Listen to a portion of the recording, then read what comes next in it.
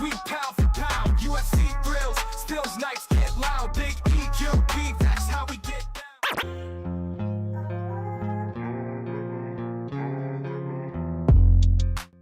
Yo, what's up, everybody? Welcome back to another episode of the GRP. Back at it again, barely, because I'm a huge idiot. I don't know what I was thinking, but I got home from work and I did my normal thing, and I didn't come in here and prep my stuff, so I was running around like a dumbass after making dinner, trying to get everything finished up because I needed to pick out music and test. And you know what's funny? Oh, I did test. Yeah, I almost thought I didn't test for a minute, but yeah, I just completely put it out of my mind that I had to even do the podcast tonight. It hit me like at 5:45, and you might think that's plenty of time for me to finish up, but I was in the middle of making dinner. Then we had to eat dinner, and then luckily I just made everything work, and I was sweating though. And I'm a very like wanting to be prepared person as much as possible. That helps me in a lot of ways with a lot of things, but it also hurts me when I don't do what I'm supposed to do and I'm not ready, and then I feel overwhelmed and crazy.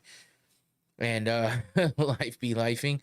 Yeah, no doubt, Infinity. That's what happens, and yeah, I just get wrapped up, and I'm any day that it's podcast day, I'm like, hey, listen, I know exactly what I got to do today, and I know what I got to get home and do. I prepped everything, I had it all prepped. It's just I didn't finish putting everything together. So yeah, but speaking of being prepped and ready and having some nerves and kind of being a little bit on the crazy side for a minute, yesterday being Sunday, I woke up and did an interview, which was kind of crazy, at 9 a.m. my time. So not that late. I mean, I'm up early anyway, but I mentioned in the last show that I was going to be doing an interview with the Brave CF president, Mohammed Shahid, and I did that yesterday, and luckily Combat Sports Today got it out there pretty quick, so it's already out there for you to check it out. It's kind of a longer one than the rest of my interviews. Mr. Shahid definitely has some well thought out and some wordy answers, which is good because he gives a lot of information. And he was like, I hope I got to the point enough. And I'm like, no, it was great. It was a good interview. I felt good about it after he broke some news to us too, which was nice. And yeah, so go check it out on Combat Sports Today's YouTube channel. I'm going to be releasing it here probably closer to the weekend. I like to let it live on and breathe on their channel for a few days at least before I pop it on here. Thank you. My wife is talking me up. I appreciate that. She's always supported me. I wouldn't have been so calm if it wasn't for her telling me I was going to do great and not to worry about it. So thank you, babe. I love you and appreciate the support as always. But yeah, so I did that and I felt like it was good. So and then with the little bit of kind of breaking news at the end there was nice, and the CST guys were happy with it, so I'm glad about that. And yeah, we'll see. Brave CF it's an international organization. Obviously, they're based out of Bahrain, but it's a good one. We've had guys come over to the UFC and become champions like Ilia Topuria, Hamzat Chimaev. I mean, Mohammed Mukayev was over at the UFC. Obviously, he's not there right now, but he went back to Brave, and it sounds like he's going to be having a fight coming up soon. And something that I kind of was kicking myself for, but I didn't know how far to push things, so I didn't want to say it. But I did notice beforehand that the Brave CF flyweight title is vacant right now, and the number one ranked fighter for that weight class is Mohammed Mukayev. So yeah, I thought about it after, thinking maybe I should have just asked. The worst that could have happened was he say no, but that he couldn't tell me, or something like that. But I should have thought of that and done it in the moment. But it's all good. it was still a good interview, still got some good stuff out of it, and very interesting, very informative. If you don't know about Brave CF, uh, yeah, it's one of those good organizations that really thinks about their fighters and thinks about the growth of their fighters and the growth of the sport. It's not just about the money, which every one of these organizations are business.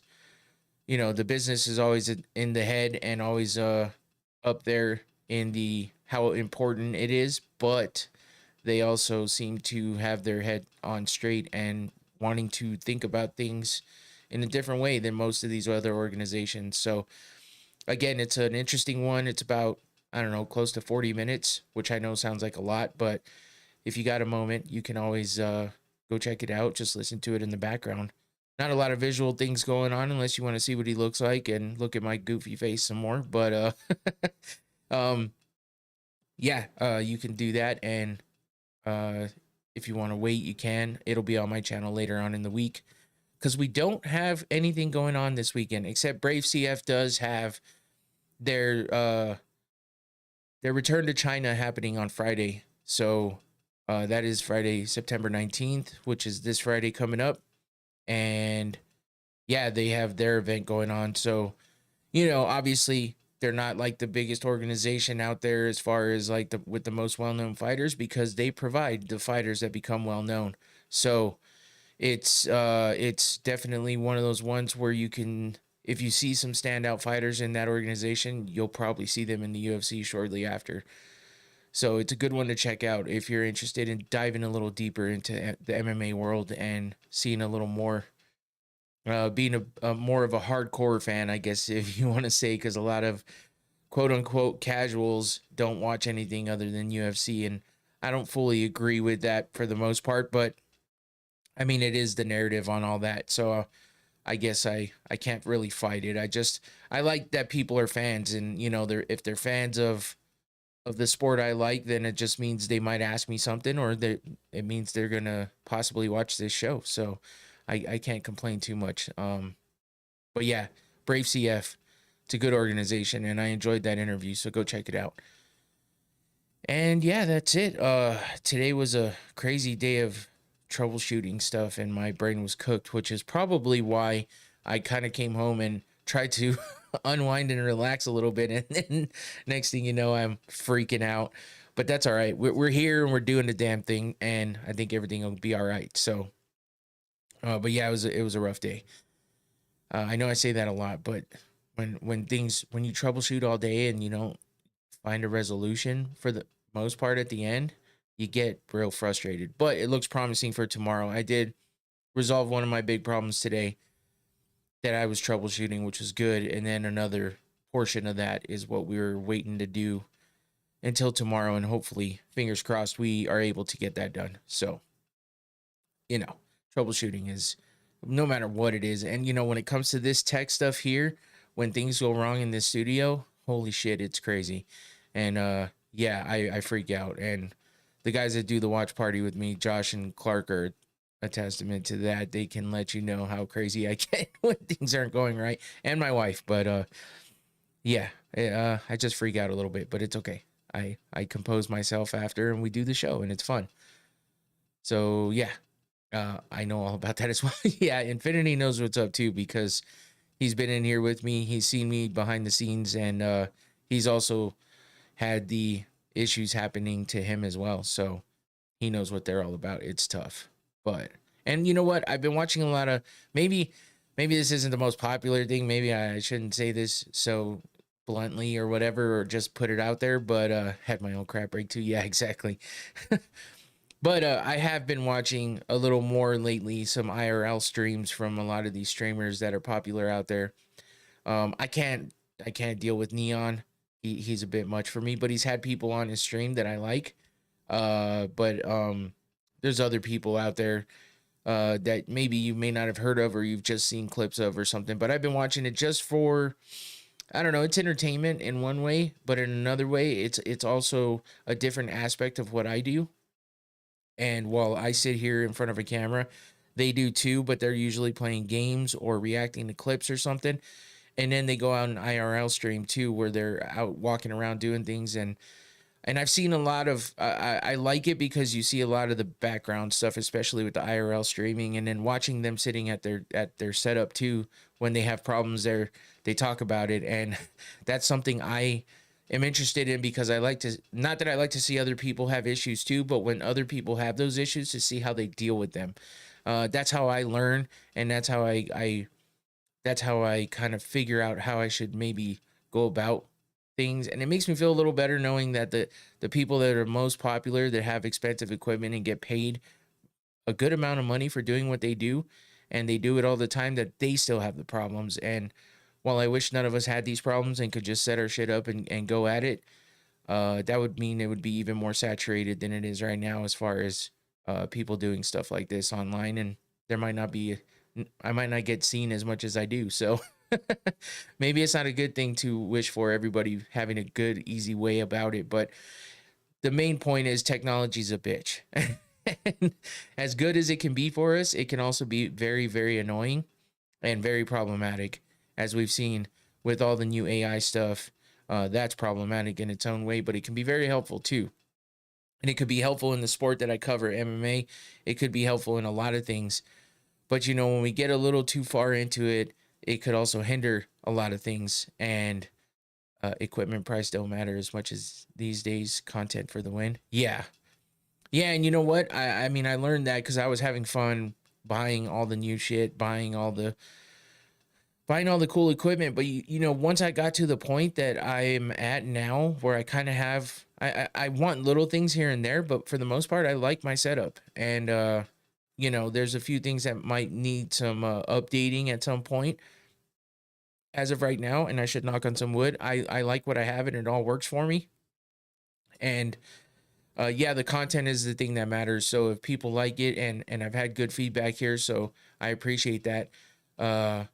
I definitely think that that's what matters the most. And people aren't gonna notice the one crazy light in the corner, or you know, the fact that I have this great mic arm, or I have my stream deck that you can't even see on an arm, and it looks cool here. When somebody walks in the studio, they're like, "Holy shit, I didn't think you had this." I'm like, "Yeah." But it's not always absolutely necessary. I have way too many screens, probably more than I need, but it's what I like, and it's what helps me get everything done. So it's fun and it's cool. And you know, sometimes I go on a rant about this stuff because I like talking about all the background stuff and what it takes to do the show, because it's a lot, but at the same time I'm passionate about it, and it's fun for me. So I appreciate everybody out there for continuing to support me as usual. I know I say it a lot, and I know I you know, but I really truly do appreciate all of it, and just the fact that I've gotten to do the things that I've done, and continue to, you know, grow little bits at a time. That's fine by me.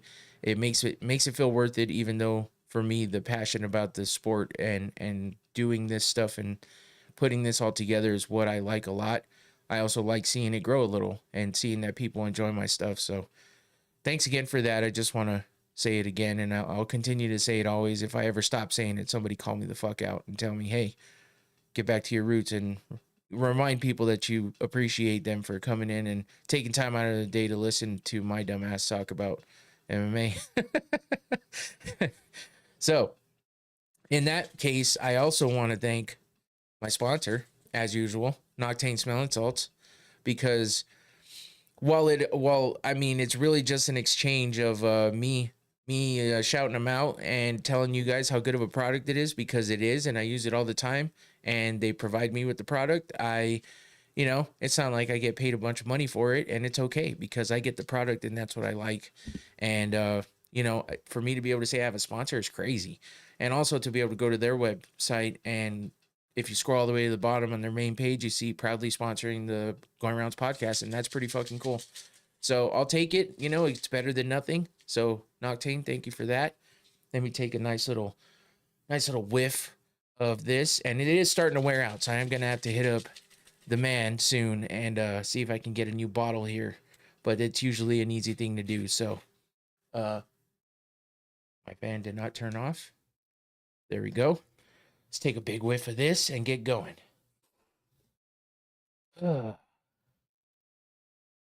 Oh, there it is. when I tried to do this yesterday before I did the interview to wake my ass up because it was early and I was a little bit tired, it wasn't working well. Whew. Today it hit. That's awesome. All right. Now I'm ready to go. Let's get some more airflow. And thank you again to Noctane. This is the most potent bottle, the red cap. Check out the other potencies they have on their website and scan that QR code or go to the link in the description below and get yourself a bottle or just read up on it and see if you want to try it out. It's a good one. I like it a lot. So thanks again, Noctane. That's it for me on that part. That's it for the bullshitting in the beginning. Let's get to what we're here for. Some combat sports talk. And we're going to start off with the big boxing match that happened on Saturday. While UFC Noche happened before this, my biggest thing to talk about here is usually the UFC, so I'll save the best for last as far as what I know the best. So let's talk about this boxing match that happened. Now, if you remember, I told you I had an event I had to go to on Saturday, and while I felt bad about it, it was a little bit kind of funny and crazy that a lot of other people wanted to watch the fights as well. And I had my phone set up just kind of on the table, talking to people, interacting, looking down at the fight as you know, as the night went on, getting up, walking around, grabbing drinks, all this good stuff. But after a while, when the actual main event happened with Canelo and Crawford, I had a crowd of people behind me watching my phone. Luckily, I have the Z Fold 7 and it opens up to a bigger screen, so it made it a little easier for people to see. But yeah, I felt a little bit bad about it because I'm like, we're not here for this, but people are over here watching. But you know what? It was a big, it was a big party. Everyone was interacting, dancing, having fun with the music and stuff. So in the end, it's not a big deal. But yeah, we got to watch, and my takeaway basically from the main event, from the whole event really, is that I just can't get into boxing like I can with MMA. And that's no slight to boxing. It's just, I liked boxing a little bit. It's not like I was ever really huge into boxing back in the day when I was younger, when I was knowing all these bigger boxers and I would hear about them. You always hear about the Mike Tyson fights that aren't worth the money you pay for the pay-per-view to watch him knock somebody out in 30 seconds or whatever. But it's still a cool, process. It's still cool to see it happen live during that time. Co-main was definitely a banger. Oh, with Callum Walsh and I forgot his opponent's name. But I'll remember here in just a second because I was gonna touch on that one. But Fernando Vargas Jr. Yeah. So yeah, it's just I have never really been that deep into boxing, and maybe I should get deeper into it. But MMA takes up all my time, and the UFC especially, and I keep up with that a lot because that's what I'm most interested in. But I like the rest of the combat sports world, so I tried to Dealey, if I see that's it was Mbili, but yeah, see, that's what I'm wondering. Okay, because listed in even in this poster you're seeing here, so I was in and out in the last two fights leading up to, because I was talking to people and interacting in the party I was at. But yo, CST, what up, guys? Appreciate you for jumping in. But yeah, so like I was a little bit confused on that because I thought Callum Walsh was the co-main, and it even listed here on Tapology as a co-main event, but I wasn't sure that I saw that in the moment, and I almost completely missed the Callum Walsh fight because I was sitting there waiting for the main event to start, and it just takes so goddamn long with boxing, man. There's just so much time in between the fights. You never know when the fuck it's gonna happen. They shouldn't have been there. They shouldn't have been though. Oh, okay. So you're saying the Mbili fight was the good one? Is that what you're saying, Infinity? But yeah, that one wound up in a split draw. So okay, yeah, so that makes sense. I was gonna say I heard that the Walsh fight versus Vargas was good in the sense that, like, not good, I guess, really. They said it seemed like a glorified sparring match. I didn't go back and watch it because I just haven't had the damn time. I barely went and watched a few of the missing parts I had from the UFC fights. Snooze fest, okay. Looked like Walsh had a few bumps and bruises on his face in the press conference, but you know, he's got a lot of hype around him. You know, Dana White's big on him. He's the boyfriend of Tabitha Ricci, who's a UFC fighter right now, and good looking one at that, by the way. So he's a lucky man. I say it all the time. Go to her Instagram. I promise you won't be disappointed. But yeah, so I mean, I heard that fight was not the best. We locked in when it was time for the main event with Crawford versus Canelo. Christian Garcia, what's up? Canelo cooked my parlay, I bet, but I had a straight bet of Diego Lopez by KO and I hit 1,200. Fuck yeah, dude, that's awesome. I need to put a NFL so far. It has been 3.9K winnings. God damn. Damn, son. Damn, son. That's fucking dope, man. Some people got rich on Crawford. Yeah, because he was the underdog, which is why I put that in the thumbnail. It's pretty crazy that both the underdogs, while they were slight underdogs, it wasn't like they were ginormous underdogs. At least from what I saw, it looked like Crawford was just a slight underdog at plus 145, what I'm seeing here. And yeah, so, but he was still the underdog, and so was Diego Lopez, which is crazy, considering, you know, Jean Silva is a great fighter, but he hasn't fought the level of competition that Diego Lopez has. So it was kind of weird that he wound up being the underdog, but it is what it is. The underdogs took the night, and man, Crawford just looks so goddamn good. And while you can say that Canelo maybe seems like he lost a step, or, you know, whatever you want to say about it, Crawford is actually like older than Canelo as far as age goes. Obviously he is 2 years older, yeah, 37, and I think Canelo is, I thought he was 38. Canelo's 35, but in fight years, I think Canelo is older. He's definitely has more mileage on that tank. He was straight out boxed, yeah.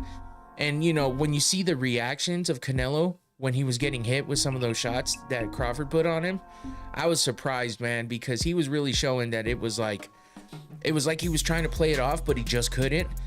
And so when you see him make those faces and have those reactions, you're just like, damn, he really got caught on that one.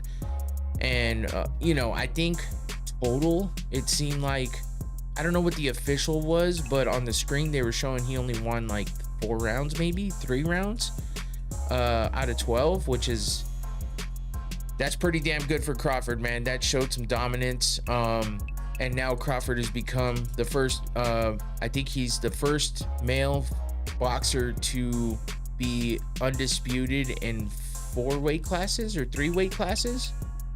So the first boxer in general to do it was Clarissa Shields, I think. Was it Clarissa Shields? Yeah. So 3 weight classes, yeah. Christian, you got it. So I mean, that's pretty dope considering Crawford just looked so dominant in that fight, man. I couldn't believe it, just because everyone was on the Canelo train, obviously. While I posted a couple YouTube shorts, and a lot of people were like the Crawford version that I posted, because I kind of posted a version for Canelo and a version for Crawford, and you know, they both got a lot of likes just because, you know, or a lot of views just because it was the biggest event of the weekend. But you know, I had a lot more engagement with the Crawford one because a lot of people were definitely, you know, liking him and wanting him to win, and they got what they wanted. Wish we could get Bivol versus Crawford. Yeah, that sounded like it'd be a good fight, honestly. But when it comes down to it, I mean, Crawford just looks so damn good. It's hard to deny what he did. And you know, but the problem with boxing, man, is it just takes so fucking long. Like, I'm sitting there thinking, okay, in a UFC fight, if we're 2 fights away from the main event, it's not going to be that long before we get there, right? And so we're sitting there watching, you know, in and out watching the fights, and I'm like, okay, I think the next one is the co-main and then the main. And it just took so long that finally I was like, I looked down at one time and go, oh shit, they're actually walking out. So I caught back up when they were walking out to the ring, and that takes forever too. Which, by the way, Bud Crawford put on a show, and some MMA fans are wondering, like, hey, they had whole concerts before the walk. Yeah, exactly. That's what I'm saying. I heard something about the guys from Tool were out there or some shit. I'm like, what the fuck is happening, man? I mean, Dana White said it before. They have full podcasts in between fucking, basically in between fucking fights. So it's crazy. I mean, I like Tool, don't get me wrong, but it just doesn't seem like the right, especially on Mexican Independence weekend, you know, like that. I mean, but there was enough mariachis to go around. So we heard a lot of this. Yeah, you get it. We heard a lot of that going on in the lead up. I think Benavidez versus Crawford is next. Yeah, and I feel like that would be a damn good fight. So we could definitely look forward to that one. But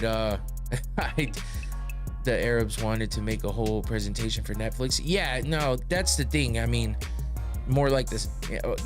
Yeah, Turki Al-Sheikh is he's wanting to put on a show, and he's got the money to make it all happen. And so I'm wondering, you know, what's going to happen when Dana White actually becomes the promoter that has a say-so in these things, or is he always going to be under the thumb of Riyadh season, you know? Because he's the one that said he wanted to stop all these semantics and fucking get down to it like the UFC. UFC isn't perfect, and maybe they have some kind of issues with getting things moving sometimes, but you know, you can kind of know what time frame you need to have to watch an entire UFC card from prelims to main event. Meaning, if it says the prelims are starting at 12 p.m., then you know that the main card is going to start right around 3 o'clock p.m. You're going to have about 3 hours. You're going to be there about 6 hours total to watch from start to finish. But if you're looking at the main card, you got about 3 hours. It took about 3 hours to get through the last 3 fights of this fucking card, it seemed like. So that shit is nuts, man. And that's what kind of throws me off on boxing, because I'm like, I don't want to have to wait that long. So then that's why a lot of people don't even tune in until the main event. That's why a lot of people don't go and show up to actually be there until the main event. But that happens in MMA too. So, you know, it's kind of the same both ways. There's always going to be time in between. They're never going to go back to back. You know, they have to have in-ring, post-fight interviews and stuff, or at least reactions. And that takes a little bit of time, especially getting people cleared out. In boxing, there's always way too many fucking people in there. So, but I heard that Kellen Walsh didn't even get to have a post-fight interview in the ring, which is crazy considering then they go and have like a goddamn concert going on. Like, what are we doing here? We're here for the fights. We're here for the fighters. Talk to the fucking fighters. But I don't know. This is why for me, boxing is straightforward, just big events and big fights only. And sometimes I just wait for the highlights.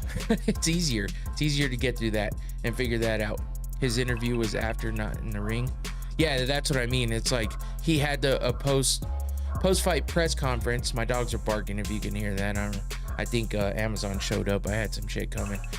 But yeah, so I definitely saw him at the post-fight press conference, but he didn't have an in-ring interview. And that's usually, you know, what happens. So it's kind of weird. I don't get it. But boxing is what it is, and people still follow it, still watch it. And it was interesting beforehand. Do you tune into Dana White Contender Series? I definitely do. I may not get to watch it in the moment, but I always go back and watch it after. A lot of times I'm in the middle of doing shit, so I want to really pay attention, so I'll wait till after. So I go and I see what happened as it's happening, you know? and then I'll go and watch the fights later.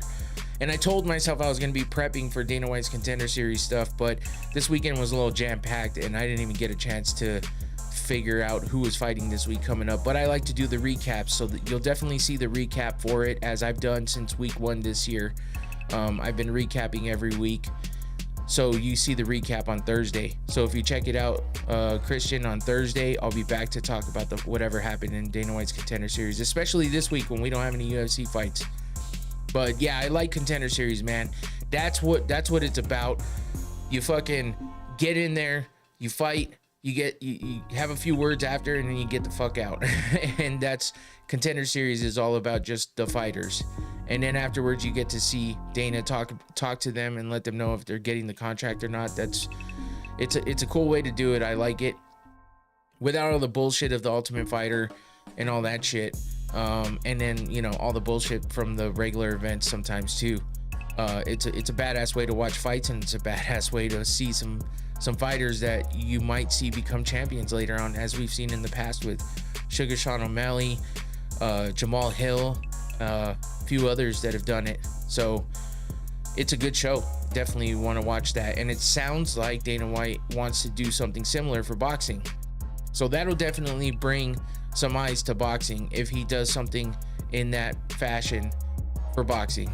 And Dana White's the best at doing these kinds of things and promotion and all that shit. So, all right, Infinity, appreciate you for jumping in while you could. He'll be back in like half-hour watch. But yeah, so I mean, if Dana White does it for boxing as well, I think it'll be a damn good thing for boxing, and it'll get some more eyes in there, and maybe have people talking about boxing a little more. But that's what I was talking about before, is like, is Dana gonna really be able to make a lot of changes like he wants to? Because if he keeps the backing of Turkey, then, you know, Turkey's gonna want things to work a certain way, and as we've seen. So how is it going to change? I don't know, but I saw that it showed Zuffa Boxing when it came down to promotions that were for promoters on this event, right? But then we see afterwards, I think it was actually today, where we see Zuffa Boxing coming in 2026. So maybe that means it's an all-encompassing version of what he's doing. And that's where we're going to see a lot of the changes. So it'll be interesting, but I'm definitely going to be following it to see what happens and to see how it goes down. If you remember back in the day, I don't know if anybody's in here that remembers, but there was a contender, a show called The Contender. And there was actually a guy from Tucson, from here where I'm at, and that was boxing in that show. And he did fairly well. So I actually got to go to a meet and greet at a bar that he was at. It was like a watch party night, and to watch the show and stuff. So that show was pretty cool. I did watch that for a little while, and but that was a little bit along the lines of The Ultimate Fighter. You did see a lot more behind the scenes, kind of going over the fighter stories and their backgrounds and their families and stuff like that. So I feel like if he does more of a Contender Series style like he does for MMA for the UFC, I think it'll bring a lot of eyes and it'll keep a lot of interest in the sport. So, and beforehand, at the press conference beforehand, you had Max Kellerman just glazing the fuck out of Dana White and talking about how he's the best promoter and how, UFC is more exciting than boxing for a reason, and that's because they have Dana White and all this other shit. And Canelo jumped on his ass and was like, hey, boxing's the best. Boxing's always the best. So, and the only thing Max Kellerman had to say was, I love English speaking Canelo. It's like, what the fuck? But it seemed like Bud was on the same boat and was like, hell yeah, man, those are facts. Like, so it was interesting to see that, because you got this guy talking about how boxing is not that exciting or all that in front of these boxers at an event that's for boxing, and he's a pundit, and yet he got him glazing the fuck out of Dana White talking about how MMA is better. It was kind of weird. It was a bit of a weird situation, but interesting to see nonetheless. And the lead up to this fight was crazy, just knowing that Canelo seemed so confident, up to his usual antics and stuff, and then to watch how the fight went down. was just crazy. But I enjoyed all of it. I enjoyed, you know, the anticipation to see what was going to happen. There wasn't, I mean, there was in the lower portions of the card, there was a few KO TKOs happening. One in the 4th round in the first fight, a first round one that happened in the second fight, and then a decision, and then a first round finish again, and then another decision, a split draw, decision. So, you know, you get a lot of decisions out of these boxing matches, which makes for a long time of watching. And, you know, unless you get that split draw fight that everyone seems to be high on, Christian Mbili versus Lester Martinez, sounds like it was a great fight. I might have to go back and check that one out because I didn't get to watch it, and I hadn't got a chance to go back and check it out. So I might do that just to see what everyone's talking about there. But in the end, Crawford, impressive showing, beating Canelo, outboxing Canelo Alvarez, and just showing and proving that he's a great boxer, one of the best to ever do it at this point, with the big feats that he's accomplished and, you know, all of his accolades. He's definitely one of the guys to talk about in the future, that, you know, he's a part of history and with things that he's done and fights that he's had and fights that he's won. So not a bad night, I guess, overall. And for Netflix, it didn't seem like there was a lot of issues. I haven't heard a bunch about problems with Netflix, which is a good thing considering there's you know, multiple things coming up in the future that I'm sure Netflix is going to be promoting and you know, showing, broadcasting. So hopefully they got rid of the issues they had with that Jake Paul and Mike Tyson fight, and we don't see that anymore. Let's just keep our fingers crossed for Paramount Plus and them not having issues when the UFC heads over there next year. So that's it for Canelo versus Crawford. And you know what? I completely missed showing the visuals, which is just, you know, a couple things that I like to show always when I'm talking about the fight happening. It just goes with my bad preparation for tonight, but you know what? Whatever. But yeah, as we see some good body shots coming from Bud, and then he caught Canelo a few times on the chin, and those were some of those big reactions that we got from Canelo, especially that picture on the right was pretty nuts, man. He really turned the head of Canelo with that big left.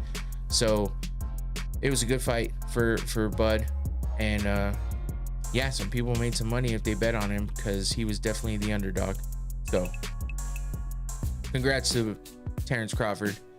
Now we move on to Noche UFC.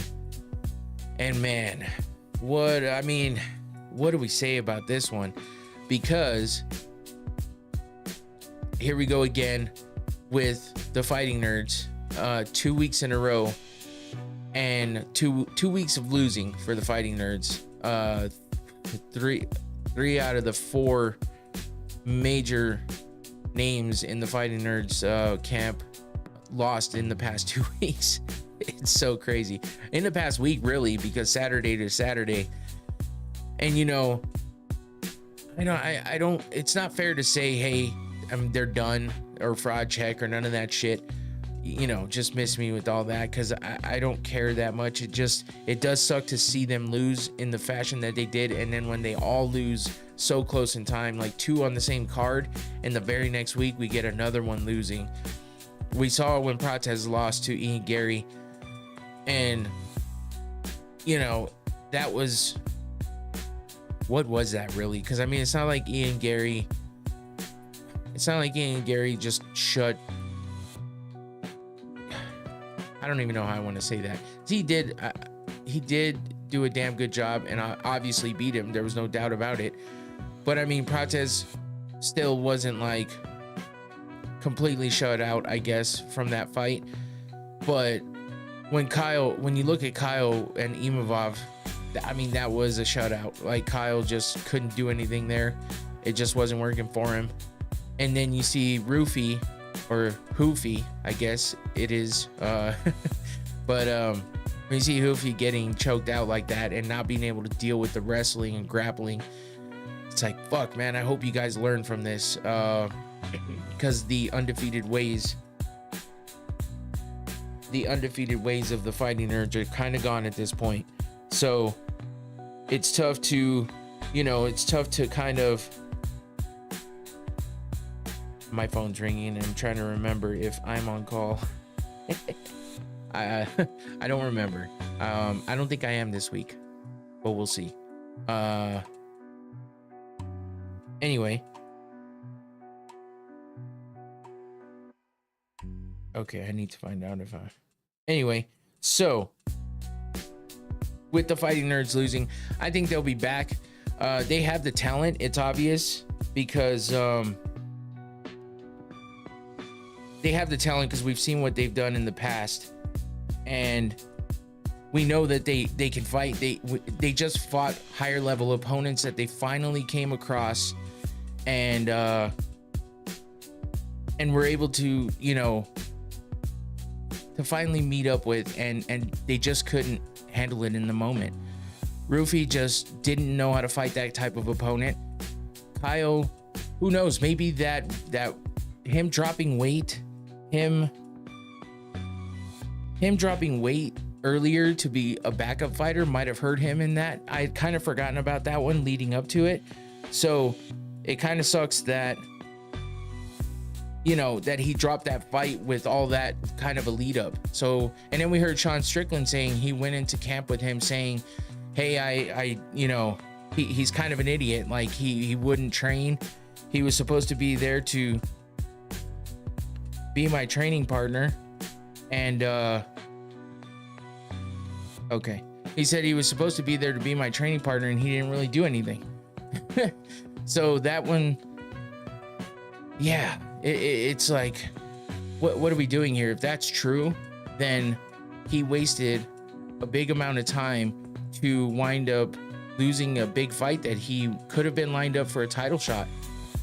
And now we had John Silva, who they were talking about, hey, if he beats Diego, maybe he gets in line to fight Volkanovski because Diego's already fought him and lost. And Lerone Murphy is out there calling for the title shot. Volk seemed to be down with that. Jean could have put a big stamp on his pass to get to the title, being, 7-0 undefeated in the UFC? Let me double check that. I'm pretty sure it was 7-0. And then to get a big win against John Silva, no, he was 5-0. I think Kyle was 7-0. But still, 5-0 in the UFC. We've seen guys get title fights on their debut. So, Murphy definitely beating Volk. Oh, shit. Ooh. Murphy. I mean, Murphy's a force to be reckoned with his record and what we've seen him do, especially recently. Holy shit. Yeah, you could be right. I'd hate to see Volk go out like that, but I mean, it's a possibility for sure, Christian. So you're not wrong on that. I don't know about definitely, but I do feel like it's going to be a rough fight for Volk. But I don't know. Has Murphy fought guys to the level of Volk? Is Volk still the level that we thought of before he, lost those two fights? Getting knocked out by Ilya and getting knocked out by Makhachev? I don't know. So there's a lot of questions there, but it'll be interesting to see. But I mean, Diego just got a big win against an undefeated fighter in the UFC with a lot of hype around him in John Silva. I don't know that they would make that fight again because of how he lost to Volk. So I also heard some talks of maybe Aljamain Sterling jumping in there, but I think Eljo needs probably like one more good fight. I don't know that he's done enough in this, weight class, especially when you got guys like Lerone Murphy sitting there waiting with the kind of record he has and what he's done. So it's one of those tough ones that, you just never know what could happen or what will happen. But John Silva kind of messed up his shot there. But the good thing with him is that he did take accountability, saying that he went rogue and he didn't listen to his coaches and that he's got some work to do, and that's good to hear. That's good to hear from somebody with the potential of John Silva. So we'll see what happens with that, and we'll touch a little more on that fight here in a minute. But let's get into the lower portion of the card with the prelims, and we started off with the Ultimate Fighter finale because for the men, the men's welterweight division because this one got rescheduled due to, I think, some injuries that happened. And so with the rescheduling of this, we had Daniil Donchenko versus Rodrigo Cezinando. And holy shit, this was a fun fight to watch for the first fight of the night. And we had Donchenko knee Cezinando so bad, man. He threw a knee at Cezinando, was like jumping in, and basically Cezinando landed on the knee of Donchenko right in the nuts. And wow, dude, you could see the pain on his face. And it was at a moment where it probably wasn't good to give Donchenko the time to kind of recover where he was.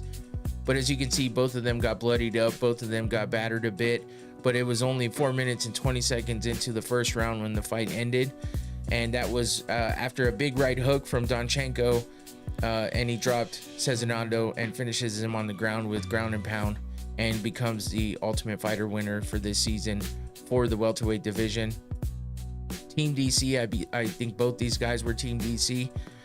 So DC coming out with big wins in this season of the Ultimate Fighter. We'll see if we get another one and who's going to be coaching and what's going to happen. But moving on to the women, we had Montserrat Rendon versus Ellis Pereira. There was a lot of hype around Ellis Pereira because of the fact that she was coming in to her UFC debut at 19 years old. And she's had some impressive fights outside of the UFC. She was undefeated 5-0. And you know what? I hate to say it, but you know, again, there's levels to this game, and the UFC is at a much higher level than all these other organizations. So much so that when you come in not having been in a high level organization that's even close to the UFC, when you come in, especially at such a young age, you know, Raul Rosas Jr. did big things, and he was only 18 when he started. But you know, when you come in and fight someone with the nickname Monster, now that's a play on her first name, but she definitely is somewhat of a monster. And she came in and did as much as she could with Ellis Pereira, because Ellis was, or Elise, they kept saying, so maybe it is Elise, because she is Brazilian and they say things differently. I just realized that when I was looking at it. It's spelled Ellis, but I think it's Elise. But Pereira, she did a lot of, I don't want to say running around, but I want to say running around. She was circling the cage a lot, and maybe not so much in the technical form. It was almost more of the stay away from me type shit. So that was kind of disappointing, because she had the height, the length on Rendon, but she did not use it. And she got off a couple decent shots, and she looked okay taking some of the shots that Rendon was giving her, but she just didn't have any answers for it, man. And she kind of showed her age and showed the level of experience that she's at, coming in at 5-0. It's like, man, being that young, coming in like that, she got a lesson. She got a lesson in that cage. And I think she needs to go back to the drawing board and see what she can come up with. But she has some potential, I think. I just hope that she learns from this and really works hard at, locking things in a little more and just getting better. So Montserrat Rendon gets the win by split decision still, but a lot of it was circling the cage, and I just feel like that's what made it hard to judge. So next up we had Alden Correa versus Alessandro Costa, and Costa had this nasty, he had a nasty, like, kind of, what was Costa the one with the foot? I think it was, yeah. In the end of the second round I thought it's at first round finish there. I was like, wait, no, it wasn't. At the end of the second round, he was kind of got dropped and landed weird, and he had some weird stuff happening with his toe. It kind of looked like he split his like pinky toe out, and he was in some pain. And he had some issues with that. So in the third round, 47 seconds in, which was you know, obviously pretty quick, because after that second round, he was having trouble even standing up, much less keeping his footing with that pain in his toe. And it was, I was starting to wonder if it was kind of what happened to John Jones at the end of the Chael Sonnen fight, where maybe we see a bone sticking out, but it looked more like it split the skin in between, and it was like, oh God, I don't know. I just saw some reactions to the injury, and it was pretty bad. So, but yeah, Correa gets the TKO win over Costa in the third round, 47 seconds in, and yeah, that was it was a pretty decent fight before the injury happened, and it was a good back and forth. But Correa makes his UFC debut and gets a win. Let me see. I think he was coming from LFA, and he comes in and gets the win for his UFC debut. No, he was coming from Fury FC, but he's fought in LFA as well. But good first fight for him. And Costa is now 2-3 in the UFC. He was coming off a win over Kevin Borjas, but you know, with that injury, it was a tough one. So let's move on to another supposed injury by a guy who is a dumbass named Dumas.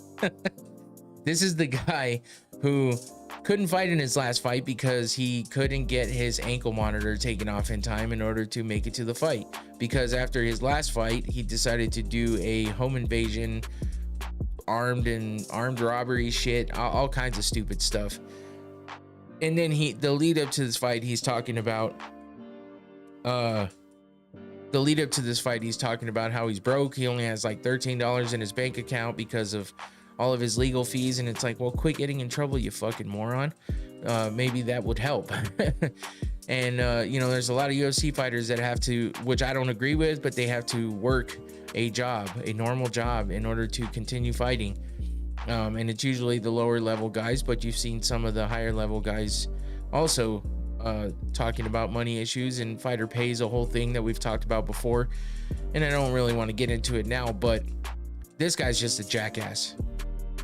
So he got kneed in the balls 51 seconds into the first round by Zach Reese, and it was unfortunate because he was rolling around on the ground acting like somebody cut his nut off, and I don't know, maybe because, you know, things happen, cups move, and they're not foolproof, so maybe it got pinched up in there or something. He says, I saw a post today of someone saying that he was online saying that he couldn't even pee without it hurting or something like that, and I'm like, well, knowing him, there might be other reasons for that, but I'm just kidding.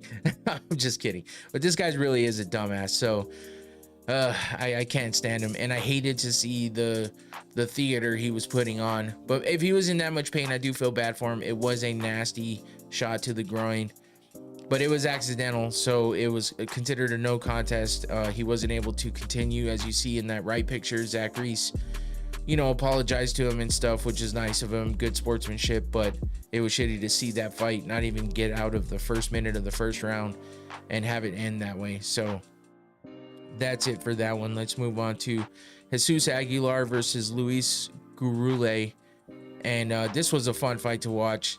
It was a unanimous decision with Jesus Aguilar getting the win, but there was some good action in this fight, some good back and forth, and yeah, Aguilar gets the win in the end. I think Gurule was actually the favorite, so we got another underdog win there. He was a slight underdog, but the underdog still, and he gets a unanimous decision win. Moving on to the next women's fight, we had Tatiana Suarez, after her title loss, moving down to the prelims, which is insane. I mean, she didn't fight that great in that championship fight against Zhang Wei Li, but yeah, I don't know. I think she's talented enough to maybe they just didn't want that kind of a fight in the main card. I don't know. But Lemos is down there too in the prelims, and she's been doing well. But Tatiana Suarez was able to bounce back from her loss in that title fight and get a win here against Amanda Lemos. As you can see, doing what she does best, wrestling, grappling, taking down Lemos, actually picking her up and dropping her. And you can see the pain on Lemos's face in that right hand picture. But you know, it was total dominance from Tatiana Suarez with the control. It wasn't an exciting fight, but you know, she dominated Lemos and was able to get the win and bounce back from her first career loss in that title fight. I just feel like she needs to focus a little bit on her striking. Maybe don't fall in love with it, but focus on it a little more, get it a little better, because this fighting style that she has going right now isn't the best for keeping eyes on her fights. And she's got a lot of talent with her, you know, with her base that she has in wrestling and all of the accolades she has to go with it. But and just how well she did in the UFC. But I mean, she's overcome a lot of things. I think she had like thyroid cancer at some point. And you know, and she's got through that and survived and got through a bunch of nasty, really bad injuries. She's had a lot of time off in between fights. So if she can stay healthy and work on that striking, I feel like she could become, you know, a really, really good fighter instead of just a really good fighter. But a really good overall fighter, I should say, is what I feel like she could become if she gets that striking going a little better. But we'll see what happens next for her. Moving on, we had Joaquin Silva versus Claudio Puelles. Yet another decision here, but it was a split decision. This one had some good action in it, back and forth. But Joaquin Silva gets or I think they were saying Joaquim Silva, which is weird, but it is a Brazilian name again, so you never know. It could be said that way. But he did get the split decision win over Claudio Puelles in the men's lightweight division. Next up, we had Dusko Todorovic versus Jose Medina. And yeah, we had a first round finish with this one. Todorovic was the heavy favorite in this one, but holy shit, music sounded like it came in loud. He was the favorite in this one, and he does wind up getting a submission by rear naked choke. You know, he bloodied up Medina in this. He was using those elbows really well, as you can see in that right hand picture, landing strikes left and right, and setting up that submission he was able to finally get on Medina. 4 minutes and 21 seconds into the first round, Todorovic gets the win in the men's middleweight division, and a big one for him. Bloody fight too, man. It was a fun one to watch. But yeah, that moves us on to the first fight of the night that got a performance of the night bonus, and that was with Santiago Luna versus Quang Li. This was the first fight on the main card. But yeah, with this one, holy shit. First round finish for Santiago Luna, and it was just action from the beginning. These guys were throwing and they were going at it right away, and it was a fun fight while it lasted. 2 minutes and 48 seconds into the first round, Luna lands a left hook and drops him, as you can see in that left picture, and then finishes him on the ground. And it was kind of like a flash knockout with the ground and pound there with the hammer fists. Lee woke up quickly after he kind of got flash KO'd, but yeah, it was a KO nonetheless, and it was a fun fight while it lasted.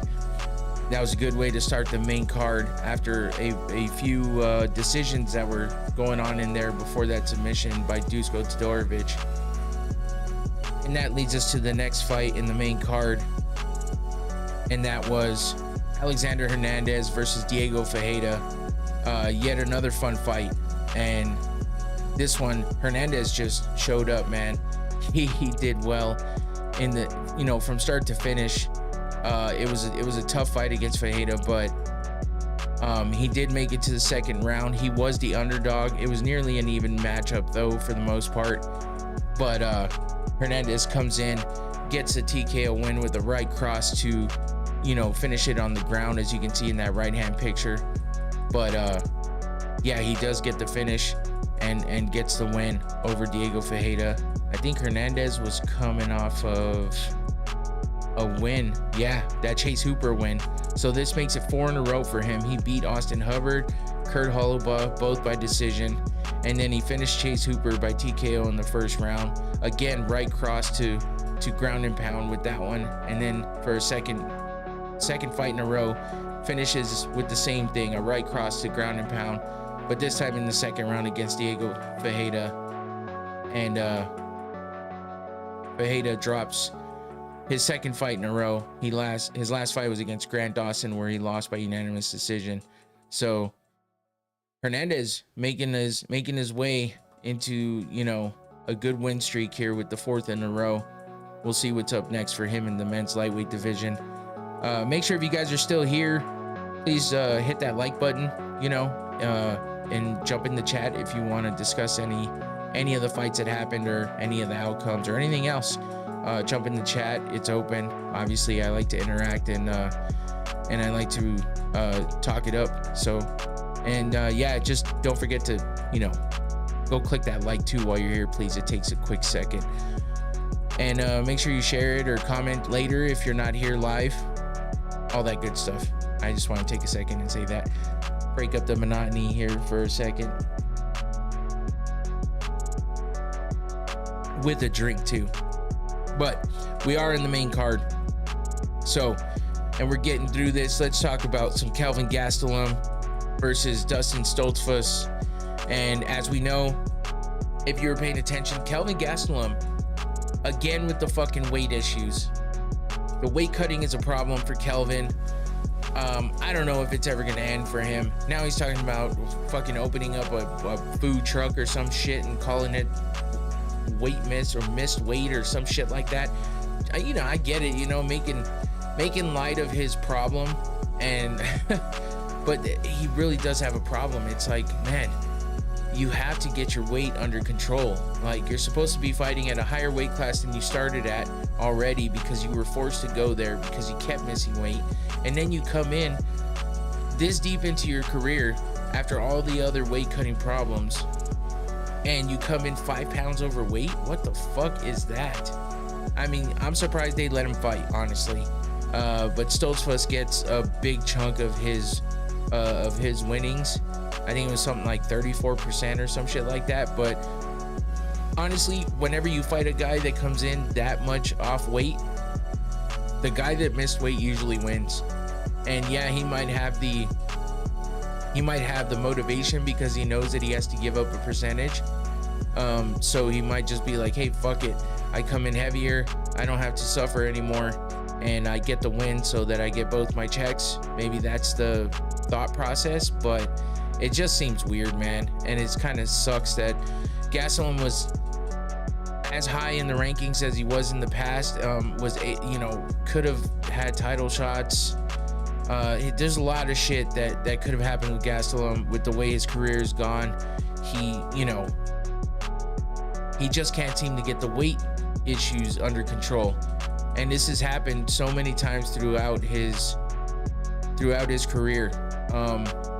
And while he's had some great fights and had some big wins and had, you know, a lot of good stuff happen for him, like coming into the UFC with a 5-fight win streak before he lost to Tyron Woodley. And after that, it seemed like he's just struggled to put together wins. The longest win streak he's had is a 2-fight win streak. After he beat Bisping, he beat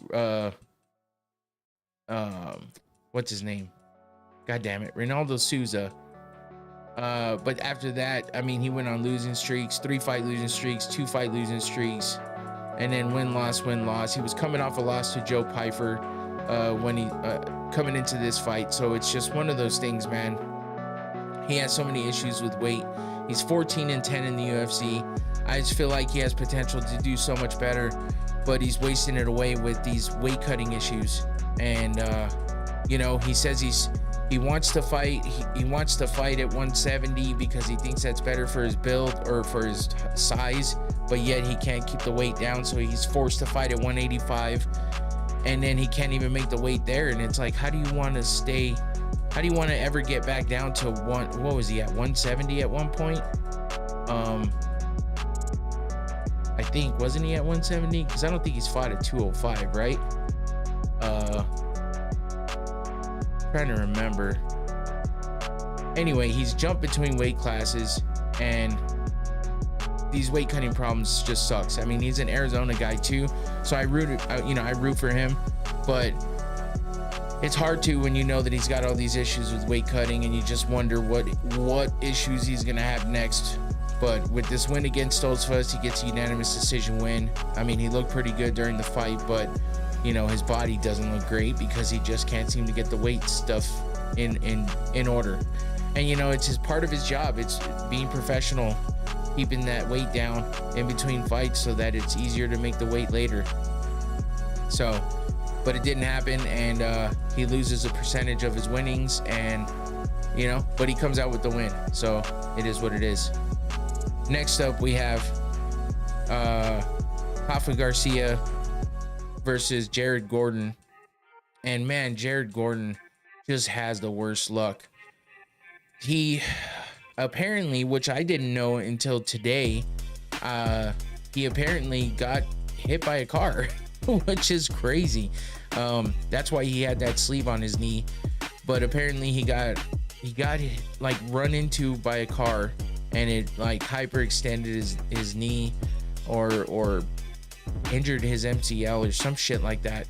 But I guess they kind of somewhat run over his foot too, which is crazy to know that he got in there and fought with those kinds of injuries. He said he felt like he should probably pull out, but he toughed through it. And unfortunately, it cost him the fight though, because I mean, he looked good in the fight, don't get me wrong. He was landing some big shots. I mean, him and Garcia were in the pocket, just swinging and landing on each other. And it was an exciting fight, honestly. It went to the third round. I mean, Gordon made it all the way to the third round. 2 minutes and 20 seconds in, 2 minutes and 27 seconds into the third round. Garcia gets the win by elbows from the top position on the ground. And but you know, these guys were just throwing back and forth, landing heavy, just flush shots on each other. I couldn't believe the way that both of them strike and the way that they land. You know, Gordon has some good striking, and when he lands flush, and it's a hard punch. So, you know, they were working everything, but those punches were in the pocket and they were going back and forth. It was a fun fight to watch. But Rafa Garcia gets the win in the lightweight division over Jared Gordon. And Gordon is now, I think that was his second loss in a row. No, he was coming off a win over Thiago Moises. So he was looking to make it 2 in a row. Instead gets the loss. Garcia is now on a 2-fight win streak. His last fight he won by unanimous decision over Vince Pichel. So we'll see what's up next for Garcia. And that brings us to the co-main event. And that was a great fight too. Man, Rob Font versus David Martinez. David Martinez in only his second fight in the UFC. He stepped in for Raul Rosas Jr., who got injured. He was supposed to fight in this one, and as he has in the past on Noche UFC. But yeah, Martinez steps in late notice to fight Rob Font, you know, a vet of the game and a tough opponent for sure. But Font was not able to get the win here. David Martinez takes him 3 rounds. Looked impressive, but you know, he had his moments too where Rob Font got the best of him. And it was a hard fought win for David Martinez, but he did get the win in only his second fight in the UFC. But now he's 2-0. He's 13-1 overall, so he's only had 1 loss in his career. But yeah, he beat Simon Oliveira by TKO in the first round in his debut, where he got a performance of the night bonus there, coming off a unanimous decision win in Dana White's Contender Series. So he's also a fucking doctor, like a legit doctor, which is crazy. But I think you're gonna have to keep an eye on this guy because he definitely has a lot of potential, and I feel like we're gonna see some big things coming from him. So we'll see if he can keep putting together these wins. 2-0 in the UFC, beating a guy like Rob Font. It's a pretty good name. Mid-tier, name, but it's a good one at that. So congrats to David Martinez on that one. He was super happy. It was cool to see how happy he was on that. And I like watching him fight. So I'll definitely be on the lookout for him coming up in the near future. I'm sure we'll get a fight from him soon. But next up, especially because he stepped in on short notice for the co-main event against a name like Rob Font, that shit is crazy. But shit, props to him. I definitely think that was a good risk he took, and he came out on top. So good for him. And that brings us to the main event, and that was Jean Silva versus Diego Lopez. And what a fucking fight this was, huh? I mean, it only went to the second round. 4 minutes and 48 seconds into the second round is all we got out of these guys in a 5-round fight. But Jean Silva, he looked good at times, man. He was getting some good shots landing on Diego. But Diego's just so fucking durable, and he's not even durable in that way where you're like, oh, when somebody says a fighter's durable, that means he gets hit a lot.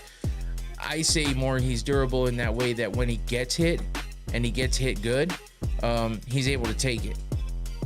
He doesn't crumble, and it doesn't slow him down. It almost motivates him to be even better. So we saw the war he got into with Volk, and it was just one of those great fights for Diego on this card, and he winds up getting a double bonus. They got a fight of the night bonus, and he got a performance of the night bonus. So $100K for Diego Lopez after this fight. And I don't think that he's going to get the title shot, even though this fight could have been for a title shot. I think if Jean Silva would have won, he definitely would have been in the mix for consideration to get the title shot against Volk. But now I think it's probably a clear opponent with Lerone Murphy, as we were talking about earlier. But yeah, for the fighting nerds, man, I mean, I got the glasses here, but I'm not going to put them on because, once again, I put them on ahead of time. Maybe it's a curse. Maybe I need to chill on the fighting nerds glasses, and I feel bad. But, I mean, I like the guys, and I think that they're a great camp, and I do think that all of them have enough potential to be able to,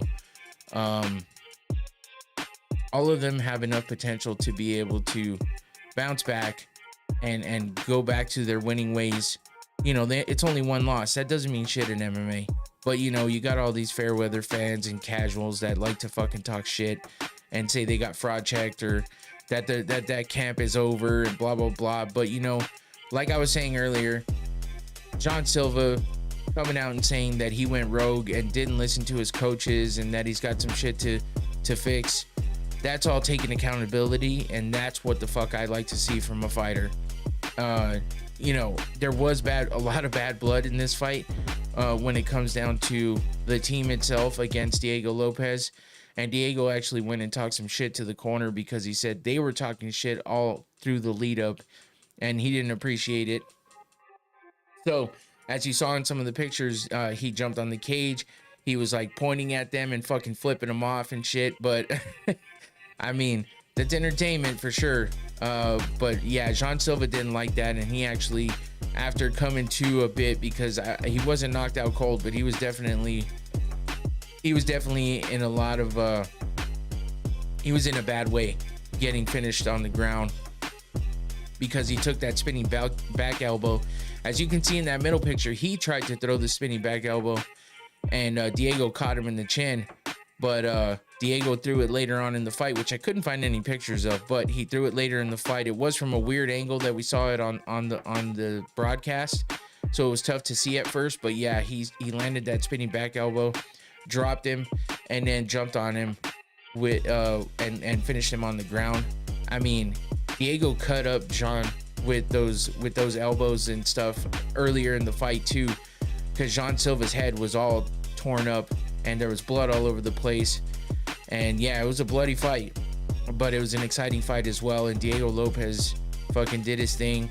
and put in work. And man, he came out a big winner in this one, especially with the double bonus, 100K on top of his regular pay.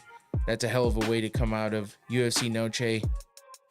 And while he's not a native of Mexico, he does train there. He's adopted that area as his home right now.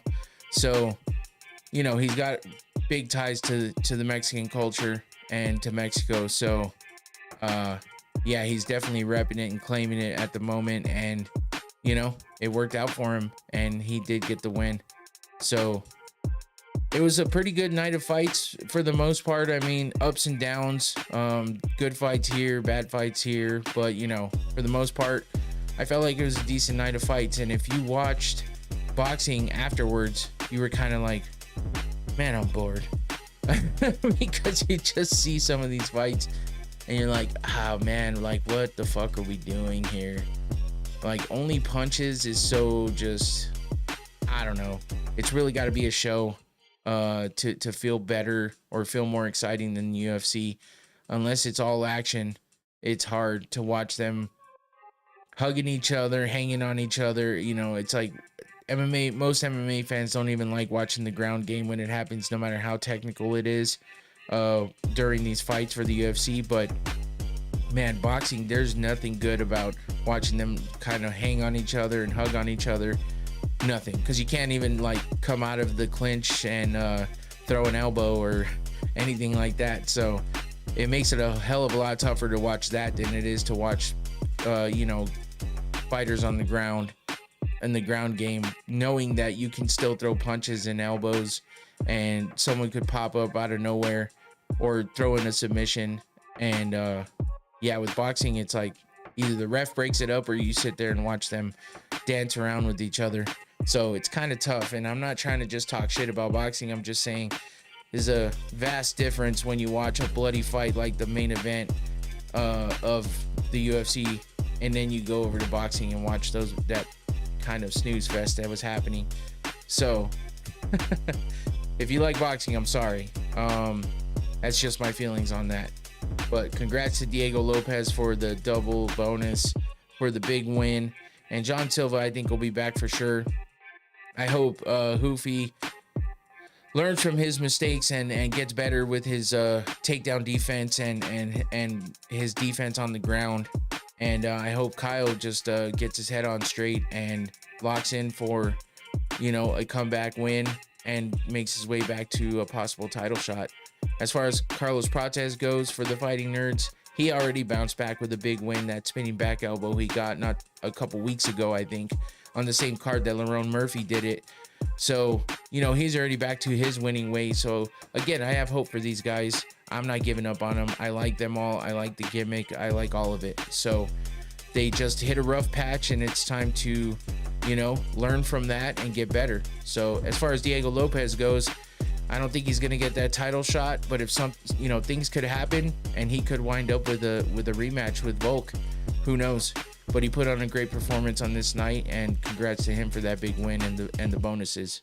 So that's about it for that. That wraps it up for UFC Noche or Noche UFC and the Canelo versus Crawford card. So once again, like I said, no UFC coming up this week, but we have Brave CF if you want to check that out on Friday.